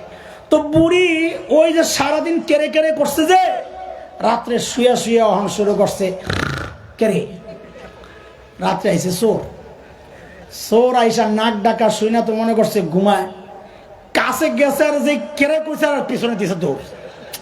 চোরের মনে পুলিশ পুলিশ, তা আবার নাক ডাক দেয়, তো আবার সাহস করে আগায়, আবার কেড়ে কয়, আবার দৌড় দেয়। এমন কতক্ষণ চোর পুলিশ খেলাখেলি কইরা চোর বুঝছে না রে বেড়ি তো ঘুমের মধ্যেই কেড়ে কেড়ে করে, কিন্তু চোরের মনে তো একটু ডর। আওয়াজটা শুনলেই কলিজারা কামড় দিয়ে কর, আওয়াজটাকে বন্ধ করা লাগে। তো একটা কাপড় লইয়া মোহের মধ্যে ঢিপা লাগাইছে আস্তে আস্তে, যেন আওয়াজটা না বাইর হয়। তো আওয়াজ না বন্ধ হয়েছে, ভিতরের প্রোডাকশন তো বন্ধ হয় নাই। ওই কেড়ে সব বাইরিতে বাইরিতে মোহে আয়া জমছে। সরে যাওয়ার সময় কাপড়ে টান পড়ছে, মুখ থেকে কাপড় খুললা এতক্ষণ যে কেরেটে জমছে না, সব একবারই বারণ শুরু হয়েছে, কেরে করা শুরু করছে। তা আমিও বলি, এই 16 বছর আম করে কইতে দেন নাই তো, সব জমছে, এখন কাপড় থেকে শুইলা গেছে, এখন একবারে সব বাড়িব, ঠিক কিনা? এই জন্য এখন জায়গা মতো ঠিক করা লাগবে, জায়গা ছাড়াও ঠিক করা লাগবে, কারণ এতদিন তো ঠিকঠাক কইতে পারেন নাই, ঠিক আছে না? এখন একটু বেশি কইতে হবো, কারণ আটকাই আসছিল তো। এখন প্রোডাকশন তো হয়েছে, ভিতরে রাস্তা খুব দুঃখ কষ্ট যা আছে, কয়দিন কইলে ঠান্ডা হয়ে যাবো, তোরা সেতিস না, একটু সহ্য করে শোন। 16 বছর তো নির্যাতন করছস, কিছু তো কইতে পারি নাই, এখন তো দাঁত পাত খিচে আল্লাহ। হযরত সাঈদ যখন বললেন, ওমর সোজা হয়ে যান, ভালো হয়ে যান, আল্লাহ যে জিম্মাদারি যে ঠিক মতো আদায় করে নালে কিন্তু খবর আছে। ওমরকে বাপরে বাপ, বেটার সাহস কিরে ধরছে, মিয়া সব কাম আমার কান্দে দিয়া তোমরা আজাইরা আমারে খালি ওয়াজ করো, ধরো কাজের কিছু ভাগলো, জোর করে ধইরা সিরিয়ার এক শহর হিমসের গভর্নর বানায়া পাঠায় দিছে। যাও, সামনের কথাগুলো বুঝার জন্য দুইটা বিষয় একটু মাথায় রাখেন। যে এলাকার মানুষ যত ধনী, ওই এলাকার জনপ্রতিনিধি যারা আছে, এলাকার প্রভাব, তিনিও ধনীই থাকেন। আরেকটা কথা শুনেন, আজকের দুনিয়ায় Bangkok, Singapore, Thailand, Dubai, Abu Dhabi, Karachi, Bombay, আমাদের চিটাগাং, এগুলো যেমন বাণিজ্যিক শহর, ওই সময়ে গোটা দুনিয়ার বাণিজ্যিক শহর ছিল সিরিয়া। কোথায়? এবার বুঝে শুনে বলেন তো, সেই সিরিয়ার শহর হিমসের গভর্নর ধনী হওয়ার কথা না গরিব হওয়ার কথা? বলেন বলেন, কেমন ধনী? আমি যেটা বলি এটা মনে রেখেন, পরে জিজ্ঞেস করলে আবার ওইটাই বললেন, সময়ের সেরা ধনী। বলেন কি হওয়ার কথা? এইবার দেখেন কাদের কথা শোনাচ্ছি, যারা 1 পয়সার জন্য মানুষ খুন করত, মনে আছে তো? এটা ছিল ইসলাম কবরের পর হইল কি, এটা দেখাইতেছে। হিমস থেকে এক দল আসছে হযরত ওমরের সাথে সাক্ষাৎ করার জন্য। হযরত ওমর তাদের সাথে কথাবার্তা বললেন, তোমরা একটা কাজ করো, হিমসের গরিবদের একটা লিস্ট দাও, আমি রাষ্ট্রীয় কোষাগার বাইতুল মাল থেকে তাদের জন্য কিছু বরাদ্দ দিয়ে দিব। হিমসের লোকেরা সুযোগ পাইছে, লিস্ট একটা করছে বড়, নিয়ে হযরত ওমরের কাছে জমা দিয়েছেন। ফুকারা ও হিমসের গরিবদের লিস্ট। আহারে মুসলমান, হযরত ওমর লিস্টটা হাতে নিয়ে আর চোখ ফিরাইতে পারেন না। কেন? কারণ তিনি দেখেন যে ওই লিস্টের শুরুর দিকেই হিমসের গভর্নর সাঈদ ইবনে আমির আল জুমাহির নাম।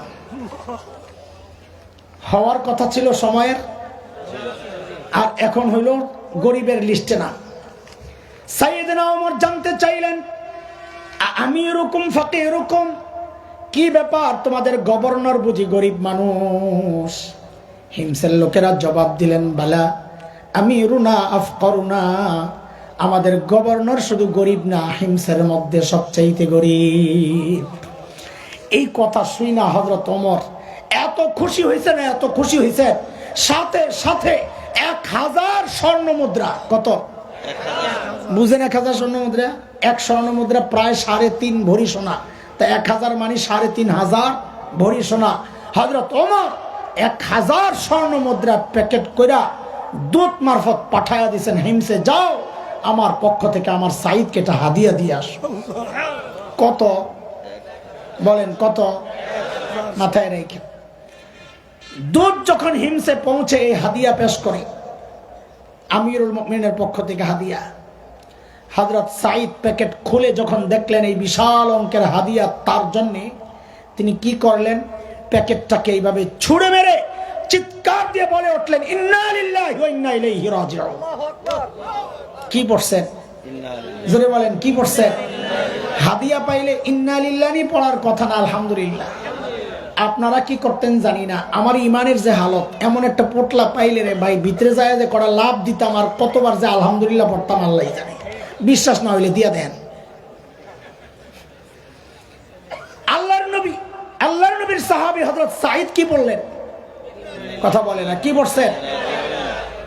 এমন ভাবে ইন্না লিল্লাহ পড়ছেন, বউ তো ভেতর থেকে ডরায় গেছে। আল্লাহ জানে মদিনা থেকে দূত আসছে, কোন খবর লয়ে আইছে আল্লাহ জানে।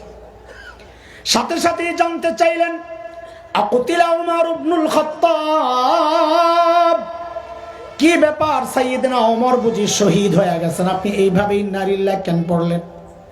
হযরত সাঈদ জবাব দেন, না না, ঘটনা তা না, বরং তার চেয়েও মারাত্মক, ঘটনা তার চেয়েও খারাপ। বউ আবার জানতে চাইলেন আকুতিলাল মুসলিমুনা ফি মারিকা, তাইলে কি কোনো যুদ্ধে মুসলমান ব্যাপকভাবে শহীদ হয়ে গেল কিনা? হযরত সাঈদ বলেন, না না, ঘটনা তাও না, বরং তার চেয়েও মারাত্মক, তার চেয়েও। বউ তো আরো ডরায় গেছে, আল্লাহ রে, না জানি আমার জামাইয়ের কল্যাণীতে বাড়াইছে। আরে বলেন না, আপনি কেন এইভাবে ইন্নালিল্লাহ পড়লেন? আল্লাহর নবীর সাহাবীর জবাবটা কিয়ামত পর্যন্ত আমাদের জাহেদ হওয়ার জন্য, দুনিয়া বিমুখ হওয়ার জন্য এই একটা বাক্যই যথেষ্ট। আরে ছিলেন কি, এক পয়সার জন্য মানুষ খুন করতেন, সেই মানুষগুলো কোরআনের শিক্ষা, নববী দীক্ষায় পরিবর্তিত জীবনটা কি দেখেন। কেন ইন্নালিল্লাহ পড়ছেন? জবাব দিচ্ছেন, উদখিলাত আলাইয়া দুনিয়া লিতুফসিদা আখিরাতি, আরে আমার ঘরে দুনিয়া ঢুকায়া দেওয়া হয়েছে আমার আখিরাতকে বরবাদ করার জন্য। আল্লাহু আকবার। হইল কি? সাথে সাথে বিবিকে বললেন, আমি চাই মদিনার দূত আমার ঘরে থাকতে থাকতে এই 1000 স্বর্ণ মুদ্রা তুমি হিমসের গরিবদের মধ্যে বিলায়া দিবা। কি বুঝলেন? কি বুঝলেন? শাসকের মধ্যে যদি দিন থাকে, ইমানদারি থাকে, তো নিজের বরাদ্দের টাকাটাও জনগণকে দিয়ে দেয়। আর শাসকের মধ্যে যদি দিন না থাকে, তো জনগণের বরাদ্দের টাকা মাইরা বিদেশ যায় বাড়ি বানায়। কথা বলেন ঠিক কিনা?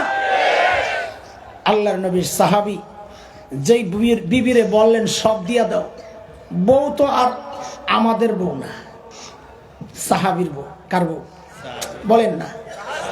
আমাদের বউ যদি হইতো, আপনার কটা থাক, আপনার কটা কমো না, আপনার যে সিপাচাবাদী আমি হাইছি, কোন বিপদে শেষে পড়ি, আমার ডার উপরে দিয়া যাক, কাছে নাই। আমার বউরে যদি কইতাম সব দিয়া লাও, ওরে খোদা একটা বিস্কি যে মার লই, সব দিয়া লাগবো, কয় কি ঘরে কত কিছু লাগবো, আসলে তো জানি না। বেশি পিরাপিরি করলে বলতো কি 2 ভাগ করেন, অর্ধেক আমার, অর্ধেক আপনার, আপনারটা দিয়া দেন, বউ সব হইব। কিন্তু বউ কার? বলেন বউ কার? একটা মূল নীতি মুখস্থ করো পোলাপাইন, যারা বিয়া করো নাই, যারা বিয়া করো নাই তাদের জন্য ফ্রিতে একটা পরামর্শ, আমার সাথে সাথে বলো, এটা মুখস্থ করো, কাজে লাগবে। বলো, জেসকার লগে তেসকা, আইসো না আইসো না, কামও লাগবো, কও জেসকার লগে, জোরে ক, সময় তার বেহাইয়ার গোষ্ঠী নিচের দিকে তাকায় ক, কেমন আদে, ক জেসকার লগে, মানি বুঝছো? তুমি যেমন আল্লাহ মিলাইব তেমন। তুমি অনেকে আইসা ভাই দোয়া চায়, তাবিজ চায়, তাবিজ কেন রে? হুজুর বউ খুঁজা পাই না, কে জানি আটকায় রাখছে, বান মেরা রাখছে বলে।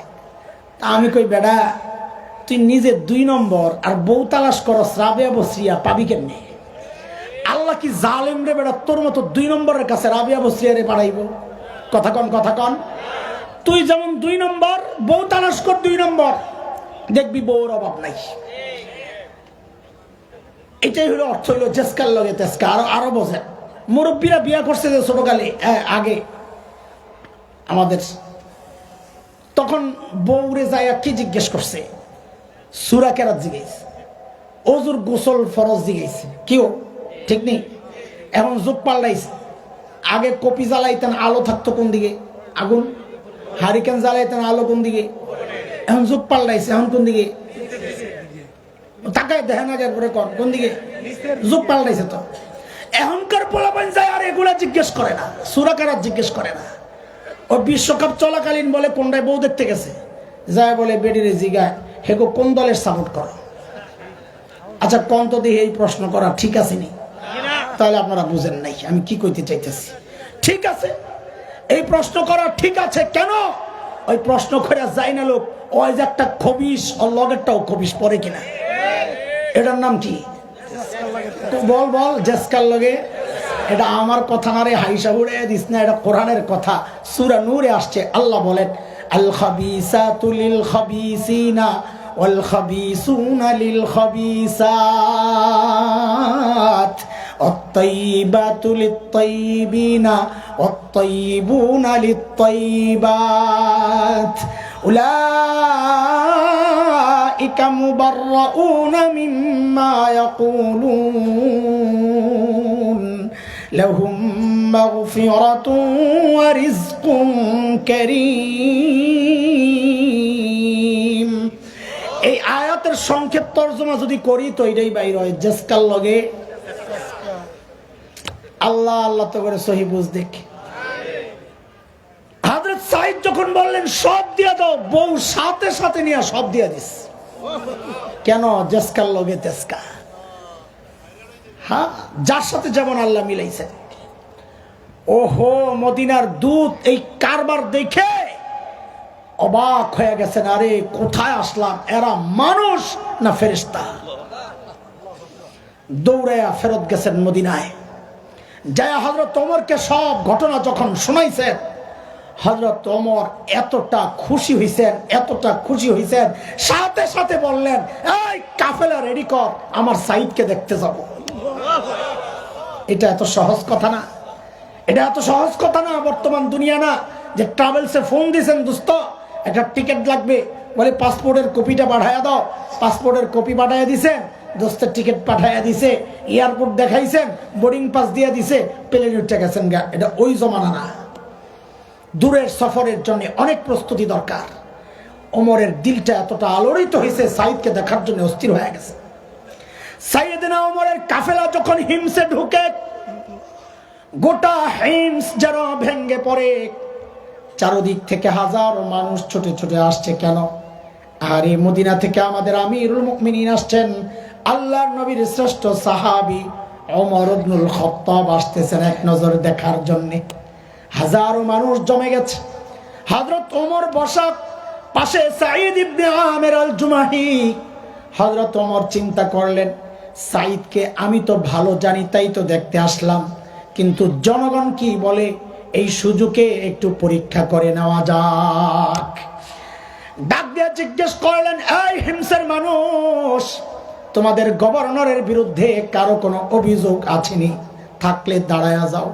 বাপরে বাপ, 3 মাস আগে আপনাকে এই এলাকায় আইসা যদি উপরের কোনো নেতা জিজ্ঞেস করতো, আপনাকে এলাকার নেতার বিরুদ্ধে কারো কোনো অভিযোগ আছে, তো পাবলিক মাথা নিচের দিকে দিয়ে বলতো, অভিযোগ আছে, কিন্তু দাঁড়াবো না, দাঁড়াইলে সকালে শুয়া পড়া লাগবো।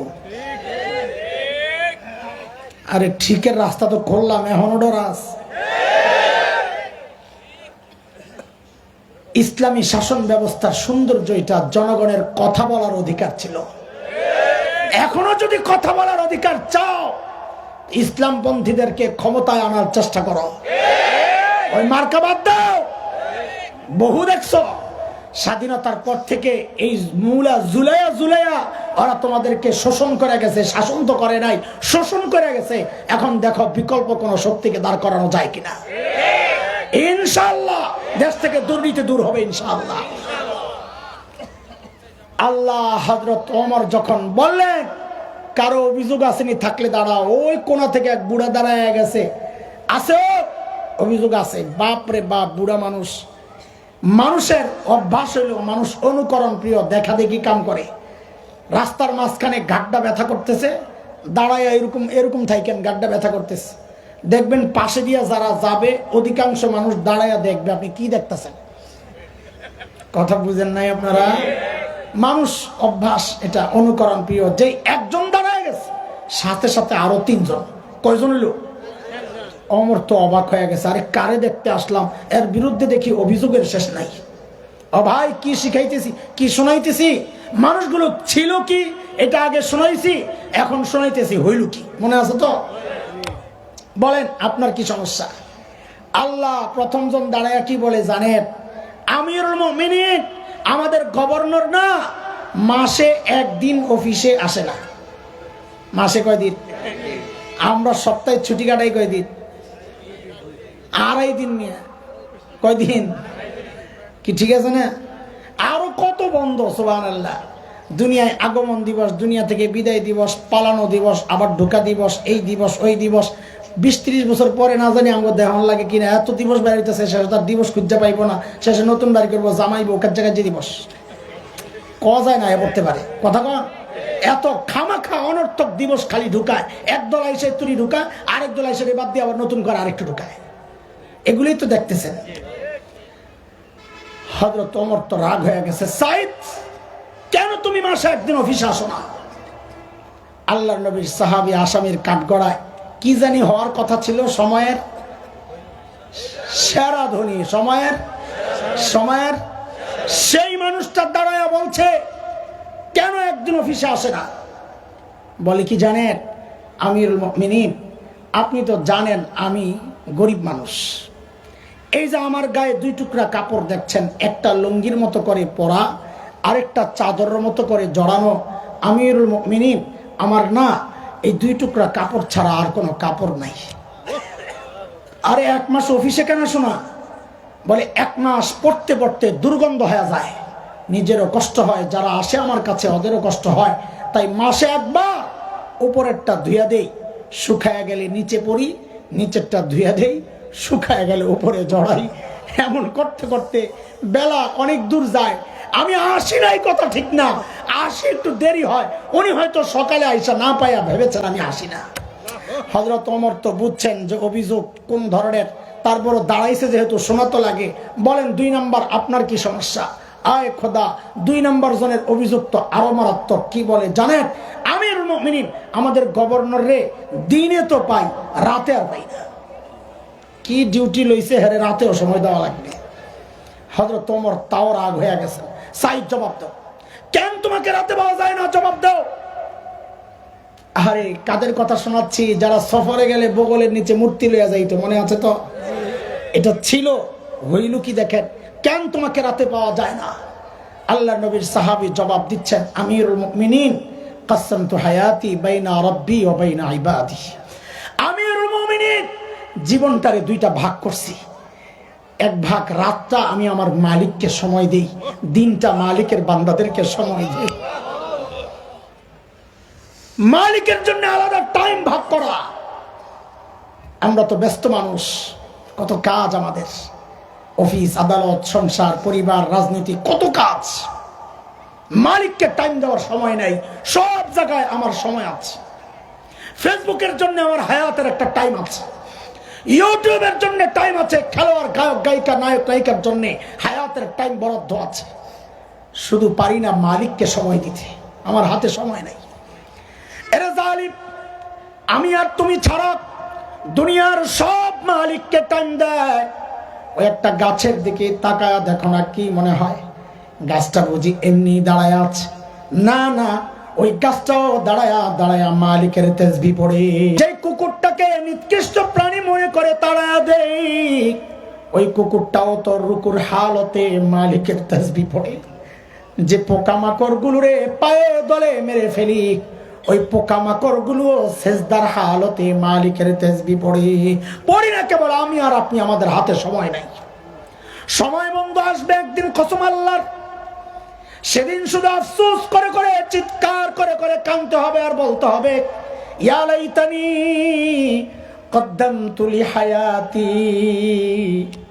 আরে সময় মতো যদি একটু পুঁজি বানায় আসতাম, তো আজকে আর এই বিপদে পড়া লাগে না। এরে ভাই বন্ধুরা, পুঁজি বানান, পুঁজি। বাবা পুঁজি কিন্তু লাগবে। পুঁজির একটা ছোট্ট গল্প শোনায় আমরা আমাদের ফিনিশিং এর দিকে যাব। আপনারা খুব বেশি বিরক্ত হইতেছেন? বিরক্ত তো হইতেছেন বুঝতেছি, কিন্তু বেশি হইতেছেন নাকি? আচ্ছা তো শুনে, 3 বছর আগের কথা। এই গল্প যে আমি কতবার বয়ানে বলছি আমার নিজের মনে নেই। কেন এত বলছি, একই গল্প আমার হৃদয়ে খুব টাচ করছে। আমি চাই আমার হৃদয়ে যে একটা আলোড়ন হয়েছে এই গল্পের দ্বারা, এটা ছড়ায়া যাক সবার হৃদয়ে। কি সেটা শুনে, আরবের এক টেলিভিশনের প্রোগ্রাম আমার এক ভাই আমারে তার মোবাইলে দেখাইতেছে, সাক্ষাৎকার পর্ব। এই ছোট্ট যুবকরা খেয়াল করা, একটা ছোট্ট বাচ্চার সাক্ষাৎকার দিচ্ছে একজন আরবের টেলিভিশন। বাচ্চাটার বয়স বড় জোর 13-14 হবে। বাচ্চাটা অন্ধ, চোখ একদম গর্তের মতো, আমরা আরবিতে বলি মাকফুফুল আইন, একদম ভিতরে ঢুকা। তো উপস্থাপক বাচ্চাটাকে জিজ্ঞেস করতেছে, আচ্ছা তোমার যে চোখের নিয়ামতটা নাই, তুমি কি আল্লাহর কাছে এই নিয়ামতটা ফেরত চাও? বাচ্চাটার ভাবলেশীন জবাব, না, আমি এই নিয়ামত ফেরত চাই না। আমি তো অবাক হয়ে গেছি, কিরে বলে কি, চোখের নেয়ামত ফেরত চায় না। তো বুঝলাম আরে ছোট মানুষ তো এখনো বুঝ আসে নাই, এই নেয়ামত কত বড় নেয়ামত এখনো বুঝা উঠতে পারে নাই। তা আমি তো ভিডিও দেখে অবাক হইছি, কিন্তু যিনি উপস্থাপক, যিনি সামনাসামনি বসা, তার তো আরো অনেক বেশি অবাক হওয়ার কথা, তাই না? তো তিনি অনেক বেশি অবাক হয়েই জিজ্ঞেস করলেন, লিমাজা, আরে কেন তুমি এই নিয়ামত ফেরত চাও না? আরে বাচ্চাটার জবাবটা শুই না বুঝছি বোকা আমি না, ও না, বোকা তো আমি, বোকা ও না, বোকা আমি। আল্লাহকে হাজির নাজির রেখে বলছি আপনাদেরকে, ওর জবাবটা শুই না আমি সাথে সাথে কান্না করে দিছি। আরে বললো কি এটা? বাচ্চাটা কি বলে জানেন? ওকে যখন জিজ্ঞেস করা হলো তুমি কে নিয়ামতটা ফেরত চাও, বলে না চাই না। কেন চাও না? তো কি বলে দেখেন, কি পুঁজি বানাইছে, পুঁজির কথা বলতেছি, কি পুঁজি ও বানাইছে দেখেন। ও বলে কি, হাসরের মাঠে যখন হিসাব দেওয়ার ডাক পড়বে, এই ছোট্ট বাচ্চার কিসের হিসাব, ওর চিন্তাটা কত উঁচা পবিত্র। বলে যখন হিসাবের ডাক পড়বে, যখন আমার সিরিয়াল আসবে, আসো হিসাব নিয়ে আসো, আমি দুনিয়ায় এই নিয়ামত ফেরত এই জন্যে চাই নাই, সেদিন যেন আমি আমার মালিকের সামনে নত জানু হয়ে বলতে পারি, ও আমার মালিক, ও আমার মালিক, দুনিয়ায় তো তুমি আমার এই নিয়ামতটা দেও নাই, ওগো মালিক, আমাকে আজকে ওই উসিলায় আমার আযাবটা একটু কমায়া দেওয়া যায় না মালিক। আমি কাঁদতেছিলাম ঠিক উল্টা চিন্তা করে, যে আরে আমার যখন হিসাব দেওয়ার পালা আসবে, আমার মালিক যদি আমারে ঠিক উল্টা প্রশ্নটা করেন, তা আমি কি জবাব দিব? আমি আটকায় যাব। আমি যখন হিসাব দিতে দাঁড়াবো আমার মালিকের সামনে, আমার মালিক যদি আমাকে জিজ্ঞেস করে, এরে হাসান জামিল, তোকে তো চোখের নিয়ামতটা দিছিলাম, তুই তো ভোগও করছস, এখন আযাবটা একটু বাড়াইয়া দিই, তো আমি কি জবাব দিব? তোকে তো জবানের নিয়ামত দিছিলাম, তুই তো ভোগও করছস, এখন আযাবটা একটু বাড়াইয়া দিই, তো আমি কি জবাব দিব? এরে বাবা, আপনি কি জবাব দিবেন বলেন তো?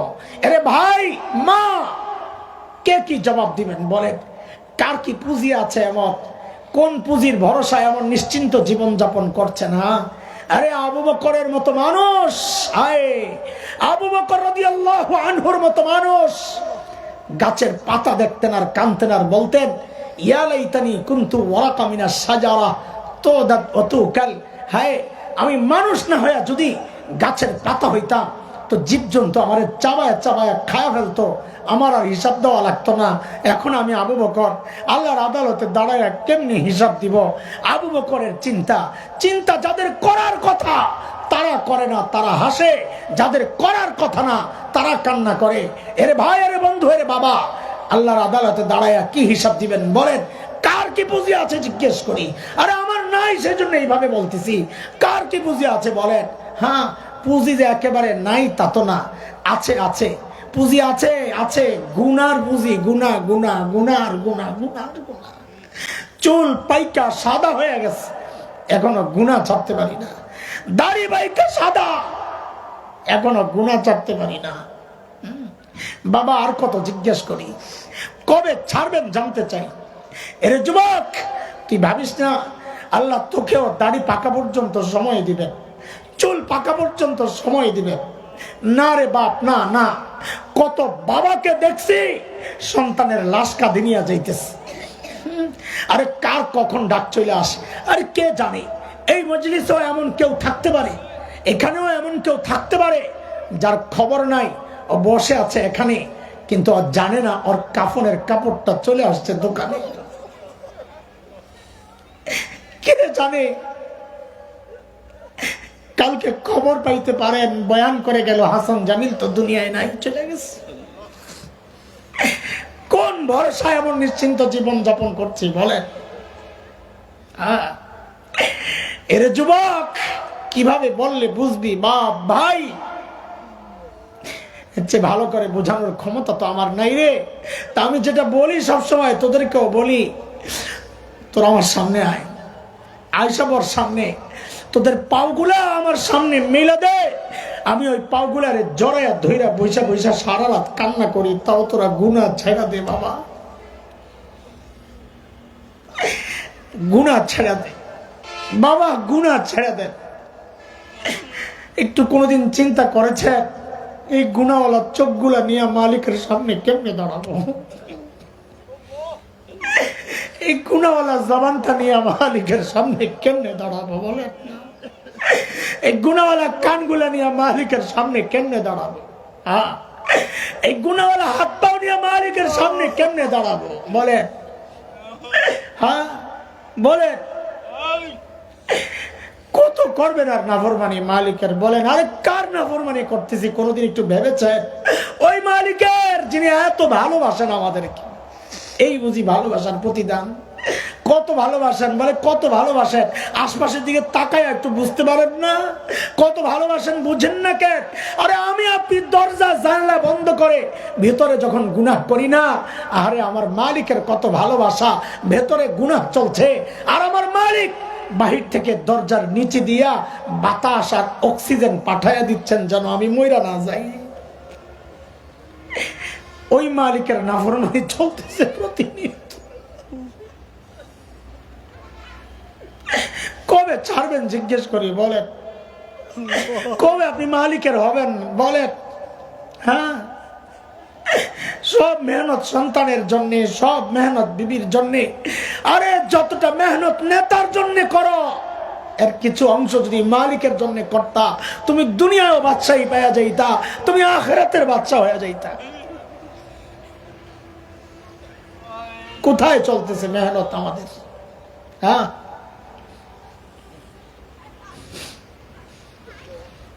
অধিকাংশের মুখের দিকে তাকাইলে হতাশ হই। আমি সহ, আমি তো এক নম্বর আসামি। অধিকাংশের মুখের দিকে তাকাইলে মনে হয় মানুষটার আখিরাতের কোনো চিন্তা নাই। উদাস, হাসতেছে, গল্প করতেছে, তামাশা করতেছে। হ্যাঁ, এই মুহূর্তে ডাক আসলে কি করবেন বলেন?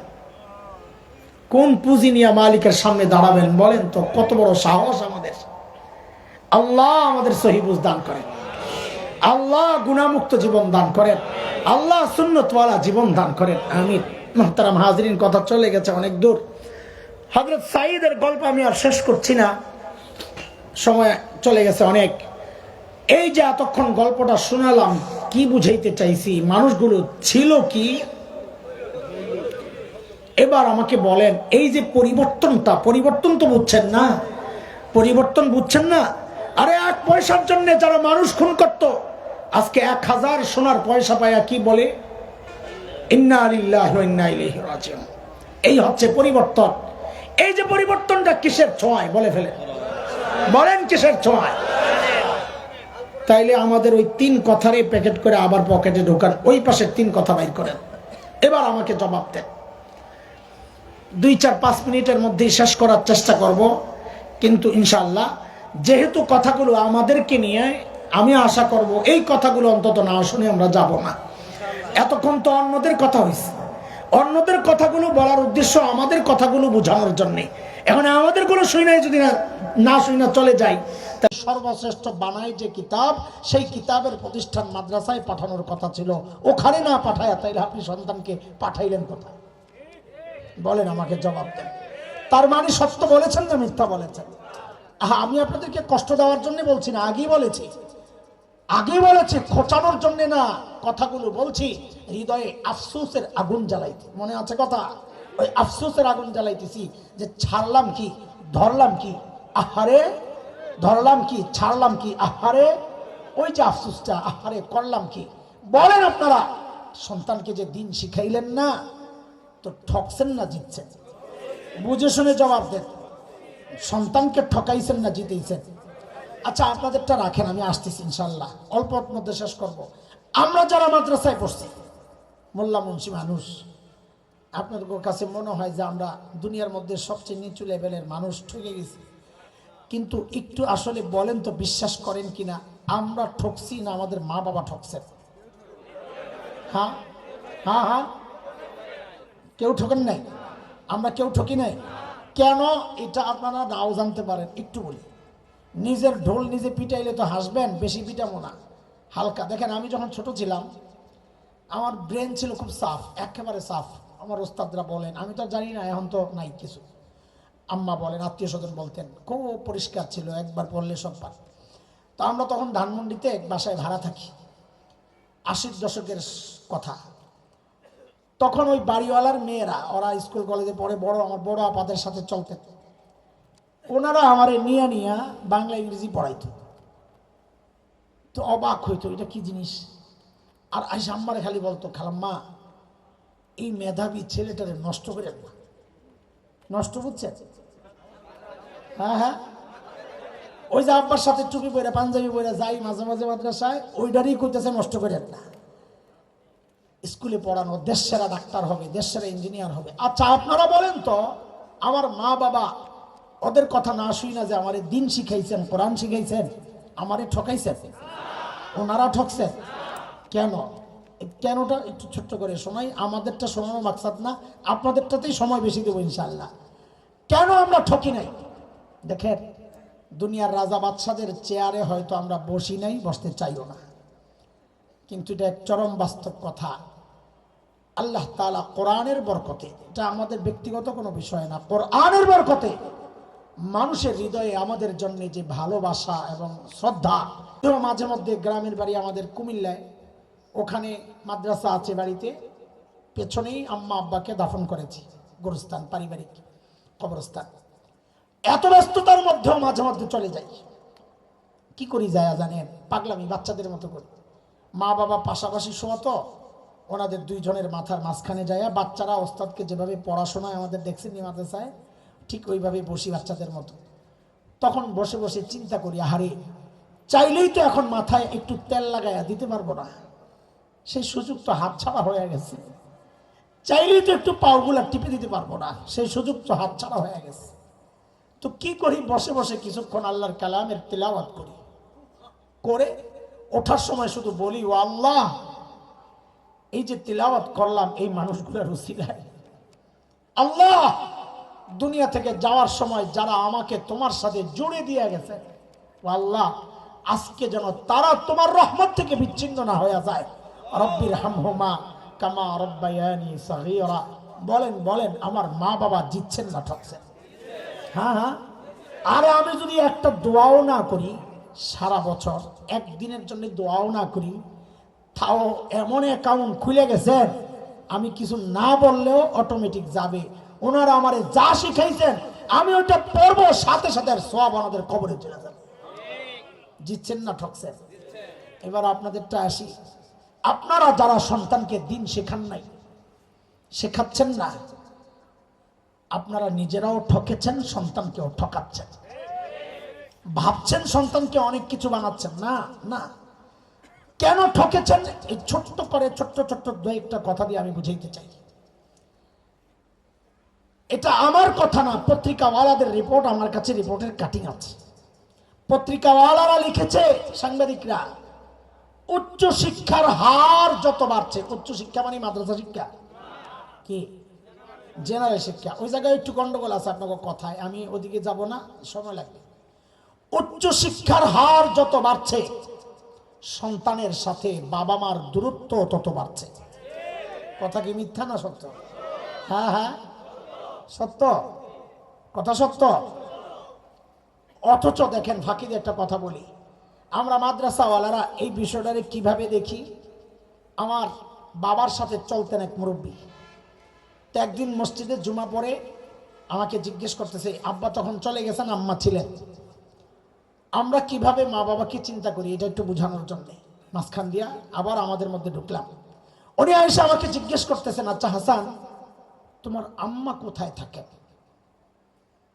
তো এটা তো আমার জন্য এটা গর্বের ব্যাপার ছিল যে আমরা 6 ভাই বোন, 3 ভাই 3 বোন, তো আমি 3 নাম্বার, আমার বড় 2 বোন আছেন, এর সত্ত্বেও আম্মা আমার কাছে থাকেন, এটা আমার গর্ব, আমি আম্মার খেদমত করতে পারতেছি। তো এটা আমি গর্বের সাথেই বলেছি যে চাচা আম্মা আমার সাথে থাকেন। এটা বলার সাথে সাথে উনি খুব আল্লাহওয়ালা ছিলেন এবং বড়দের সোহবত পাওয়া হাকিম আখতার সাহেবের খলিফা। তো আমার এমন এক ধমক দিচ্ছেন, হাই তুমি আলেম মানুষ, বড়দের সাথে বড়দের কাছে যাও, আল্লাহওয়ালাদের সোহবতে যাও, তুমি এই কথা কেমনে বললা? তা আমি ভাবছি উনি বুঝেন নাই, আমি আরো স্পষ্ট করতেছি, হ্যাঁ আম্মা আমার সাথে থাকেন। তো তখন বুঝছেন যে আমার ভেতরে কথাটা ঢুকে নাই, তা আমার ধৈরা বলতেছেন, বাবা রে, এইভাবে বলাটা এটা শোভনীয় না, তুমি বলবা আমি আম্মার সাথে থাকি। মা আমার সাথে থাকেন না, আমি মার সাথে থাকি। এটা কোরআনের নির্দেশ, ওয়াকুল লাহুমা কাওলান কারীমা, তাদের সাথে সম্মানজনক কথা বলতে হবে। এটা আমাদের শিক্ষা, এই দ্বীনি শিক্ষার ফসল এগুলা। অথচ এর বিপরীতটা আপনাদের যেটা শোনাইতেছিলাম, ঠকেছেন যে, এর একটা ছোট্ট উদাহরণ শোনাই, আখিরাতের একটা আয়াত শোনাই শেষ করব। আমি যেই মহল্লায় আছি, আমাদের শৈশব কৈশোর যৌবন যেখানে কেটেছে, science laboratory, new market, Dhanmondi, 65 বছর আমাদের ওখানের অবস্থান। তো এক সময় ঢাকার সব বড়রা তো ধানমন্ডিতেই থাকতেন, এখন না গুলশান, বনানী, উত্তরা এগুলো হয়েছে। ওই পুরান দিনের একজন বড় মানুষ মারা গেছেন, তার ছেলে আমেরিকার এক ইউনিভার্সিটিতে প্রফেসর, ডক্টর, তিনি পিএইচডি করা ডক্টর। বাবা মারা গেছেন শুনে ছেলে আসতেছে, ভালো ছেলে না, তো বলতো আঞ্জুমানি মফিদুল ইসলামে পাঠায়া দেন। আসতেছে হসপিটালে লাশ। ছেলে আসার পর আনুষ্ঠানিকতা সেরে আমার মসজিদে জানাজা, এলাকার মুরব্বীরা আমাকে বলেছেন, লোকটা তোমার বাবার সাথে চলতো, তো জানাজাটা তুমি পড়াইলে তার পরিবার খুশি হবে। ঠিক আছে, তো আমি গেছি জানাজা পড়াইতে। ওই ভদ্রলোক আমার পাশে, যেই জানাজায় দাঁড়াবো দেখি উনি হাউমাউ করে কাঁদতেছেন। আমি তো অবাক হয়ে তাকায় আছি। আমার অবাক হওয়ার কারণ হচ্ছে, আমার যে অল্প সময়ের যে আমার অভিজ্ঞতা, এই লেভেলের মানুষ যারা অনেক লেখাপড়া করেছে, বিদেশে বিদেশে ঘুরেছে, এই টাইপের মানুষের কেন যেন চোখের পানি শুকায়া যায়, এটা আমি অনেক দেখেছি। তো তার কান্না দেখে আমি অবাক হয়ে তাকায় গেছি। শেষে ডাক দিলাম সান্ত্বনার জন্য, যে ভাই, আপনার বাবা চলে গেছেন, আমারও তো বাবা নাই, একদিন আপনিও চলে যাবেন, আমিও থাকবো না, সবর করেন, সবর করেন। এই কথা বলে যখন তাকে সান্ত্বনা দিচ্ছিলাম, ভদ্রলোক আমাকে কি বলেন জানেন? ভদ্রলোক আমাকে আরো অবাক করে দিচ্ছেন। তিনি বলেন কি, হুজুর, আমি তো বাবার ইন্তেকালের কারণে কান্না করতেছি না, বাবা চলে গেছেন আল্লাহর নির্দেশ, আমিও যাব, আমি ওই জন্য কান্না করতেছি না। আমি তো আরো অবাক হয়ে গেছি, আরে বলি কি, তো কি জন্য কান্না করছেন? তিনি বলেন আমারে, যে এই যে বাবার লাশটা, আমি লাশের সাথে কিছুক্ষণ কথা বলতেছি, বাবা জবাব দেয় না। কি কথা বলতেছেন?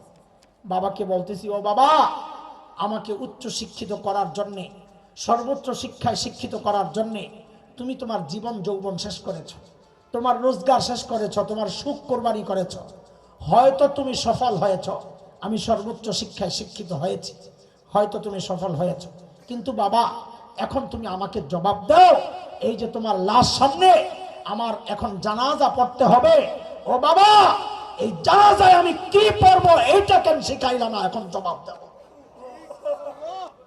জবাব দাও। হুজুর, বাবা তো কথা বলে না। গর্ব করেন না, ছেলে ইঞ্জিনিয়ার, ছেলে ডাক্তার, গর্ব করেন। আরে গর্ব তো করবে হাফেজের বাবা, গর্ব তো করবে আলেমের বাবা।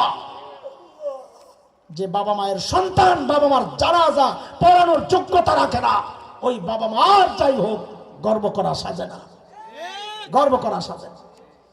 শেষ কথা, 2 বছর আগে ঈদের দিন, রমজানের ঈদ, ঈদুল ফিতর, আমাকে একজন ভিডিও বানাইছে ইউটিউবের, বৃদ্ধাশ্রমের ভিডিও। মনোযোগ দিয়ে শুনে, কেন ঠকেছেন বোঝাচ্ছি। ইউটিউবে ওই ভিডিওর মধ্যে আছে, টেলিভিশনওয়ালারা একটা ডকুমেন্টারি করেছে, বৃদ্ধাশ্রমওয়ালারা কিভাবে ঈদ উদযাপন করে।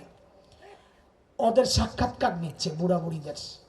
অবাক হবেন, এরা কেউ নর্মাল ফ্যামিলির বুড়া বুড়ি না, হাই সোসাইটি, এলিট শ্রেণী, জাহাঙ্গীরনগর ইউনিভার্সিটির প্রফেসর, আরে জাতিসংঘে চাকরি করতো, বড় অফিসার মহিলা।